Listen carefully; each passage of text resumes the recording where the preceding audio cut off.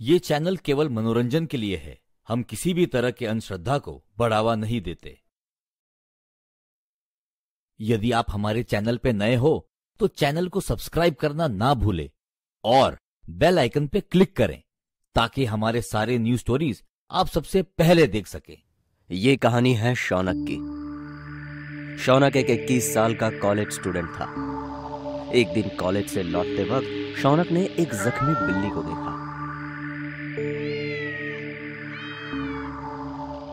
अरे ये बेचारी बिल्ली, इसके पैरों में तो चोट लगी है। शौनक ने देखा कि उसके पैरों से खून निकल रहा था और किसी ने लाल रंग के धागे से उसके चारों पैर बांध रखे थे, जिसकी वजह से वो बिल्कुल हिल नहीं पा रही थी।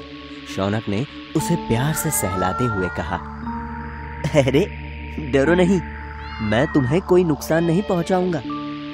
शौनक ने उस बिल्ली को शांत करते हुए उसके पैरों से धागे को निकाला। उसकी चोट पर एक कपड़ा बांधकर उसे अस्पताल ले गया। वहां उसने इलाज करवाया और बड़े प्यार से उसे अपने साथ अपने घर ले आया। घर आने पर जैसे ही शौनक की माँ ने उस बिल्ली को देखा, ये क्या? अब इसे कहाँ से उठा के लेके आए हो शौनक? मैंने कहा था ना कि मुझे इस घर में कुत्ता बिल्ली ऐसी कोई भी जानवर नहीं चाहिए। तो फिर तुम इस बिल्ली को घर क्यों लाए? अरे माँ, दरअसल ये बेचारी मुझे रास्ते पर मिली। वो मैं अपने दोस्तों के साथ वहाँ गया था ना घूमने, वही ये जख्मी हालत में पड़ी हुई थी। तो मैं बस इसका इलाज करके इसे घर ले आया। मैं सिर्फ इसकी चोट ठीक होने तक ही इसे यहाँ रखूंगा। फिर तुम कहो तो मैं इसे वापस वही छोड़कर आ जाऊंगा। प्रॉमिस माँ, पक्का। शौनक की माँ ने उस बिल्ली की चोट देखकर उसे रखने के लिए हाँ तो कर दी, लेकिन शौनक की माँ को वो बिल्ली बिल्कुल पसंद नहीं आई। वो बिल्ली काले रंग की थी, उसकी आंखें हरी थी और उसके नाखून बेहद डरावने थे। शौनक ने उसे जमीन पर रखा और उसके लिए दूध से भरी कटोरी लेकर आया। शौनक ने दूध की कटोरी उस बिल्ली के सामने रखी, पर उस बिल्ली ने दूध की तरफ देखा तक नहीं। अरे लगता है इसे भूख नहीं है, शायद बाद में पी लेगी। इतना कहकर शौनक वहां से चला गया।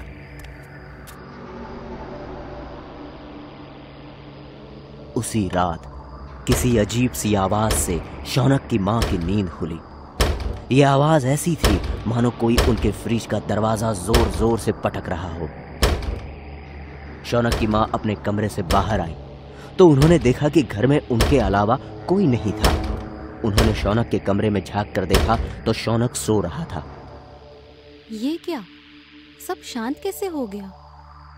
शौनक की मां को लगा कि शायद ये उनका वहम होगा, इसीलिए वो ज्यादा न सोचते हुए वापस अपने कमरे में जाकर सो गई। अगले दिन की सुबह जब शौनक की मां किचन में गई तो उन्होंने देखा कि उनके फ्रिज में रखा सारा खाना जमीन पर बिखरा पड़ा है और फ्रिज में रखे हुए चिकन और अंडे भी किसी ने खा लिए हैं और जमीन पर सिर्फ उनकी हड्डियां और अंडे के छिलके पड़े हुए हैं।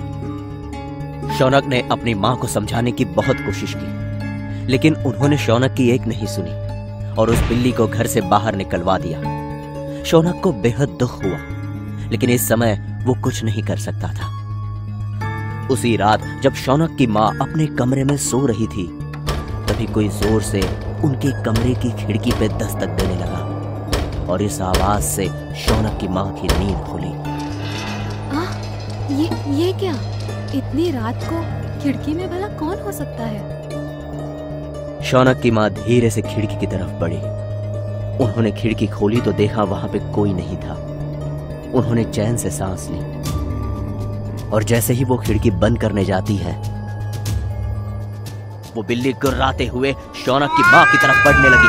उस काली बिल्ली ने उन पर छलांग लगाई और शौनक की मां नीचे जमीन पर गिर गई। जाओ यहाँ से, छोड़ो मुझे, छोड़ो, जाओ यहाँ से, गंदी बिल्ली। नहीं, छोड़ो। इससे पहले ही शौनक की मां कुछ समझ पाती, उस बिल्ली ने अपने नुकीले पंजे उनके गर्दन में धंसा दिए और अपने दांतों से उनके शरीर को नोचने लगी। और वही दूसरी तरफ एक अघोरी बाबा जो साधना कर रहे थे और अचानक से उनकी साधना भंग हो गई। ये क्या? नहीं नहीं, मतलब उस चुड़ैल के मुंह को इंसान का खून लग गया है। मुझे उसे रोकना होगा, वरना वो तबाही मचा देगी। यहाँ शौनक दौड़ते हुए अपनी माँ के कमरे में जाता है और देखता है कि उसकी माँ खून से लथपथ अधमेरी हालत में जमीन पर पड़ी हुई है। शौनक ये नजारा देखकर कांप जाता है। वो तुरंत फोन करके एम्बुलेंस और पुलिस को बुलाता है।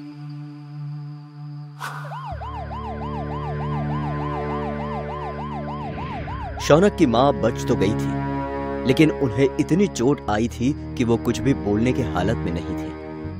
डॉक्टरों ने शौनक से कहा कि उसकी माँ पर किसी जंगली जानवर ने हमला किया होगा, लेकिन शौनक ये बात अच्छे से जानता था कि उनके घर की खिड़की इतनी छोटी है कि वहां से किसी बड़े जानवर का अंदर आना मुमकिन नहीं है।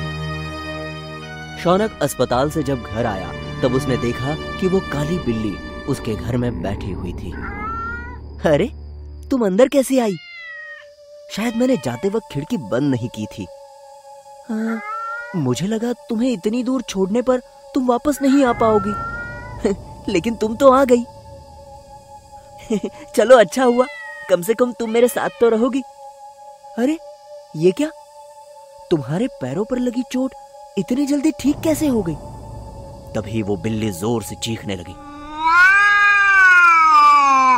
अच्छा, लगता है तुम्हें भूख लगी है।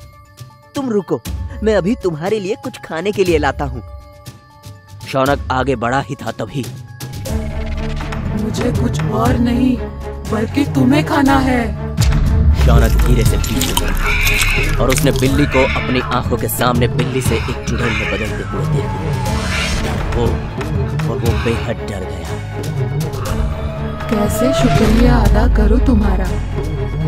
एक अघोरी बाबा ने मुझसे मेरी सारी शक्तियां छीन ली और मुझे घायल करके एक चुड़ैल से बिल्ली में बदल दिया था। उसने अपने मंत्र शक्ति वाले धागे से मुझे बांधकर वहीं मरने के लिए छोड़ दिया, पर तुमने मुझे वहां से छुड़ाया। लेकिन तुम्हारी माँ, उसने मुझे उसकी जान लेने के लिए मजबूर कर दिया। मतलब मेरी माँ को तुमने मारने की कोशिश की? कोशिश? मैंने तो लगभग उन्हें मार ही दिया था, पर गलत वक्त पर तुम आ गए और उस वजह से मेरा शिकार अधूरा रह गया। कोई बात नहीं, अब मैं तुम्हें खाकर अपनी भूख मिटाऊंगी। वो चुड़ैल शौनक की तरफ बढ़ने लगी और तभी अघोरी बाबा वहां पर पहुंचे। रुक जा चुड़ैल!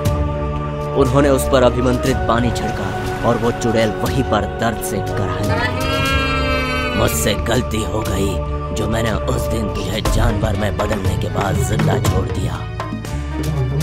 मुझे तुझे वहीं पर मार देना चाहिए था। ये कहते हुए उन्होंने अपने हाथों में पानी लेकर मंत्र पढ़ना शुरू किया और उस चुड़ैल पर डालते गए। पछताओगे तुम दोनों। मैं वापस आऊंगी और तुम दोनों को नहीं छोड़ूंगी। नहीं! अघोरी बाबा ने उस चुड़ैल को एक शीशे की बोतल में बंद कर दिया। डरो नहीं, अब ये दोबारा कभी नुकसान नहीं पहुंचाएगी। ये कहकर वो अघोरी बाबा वहां से चले गए। शौनक, जो एक बेजुबान की मदद करना चाहता था, उसे यकीन नहीं हो रहा था कि जिस बिल्ली को वो इतने प्यार से अपने घर पर लेकर आया था, वो दरअसल एक चुड़ैल थी। शौनक आज तक इस मंजर को नहीं भूला है। वो आज भी जब किसी बिल्ली को देखता है तो डर के मारे अपना रास्ता बदल लेता है।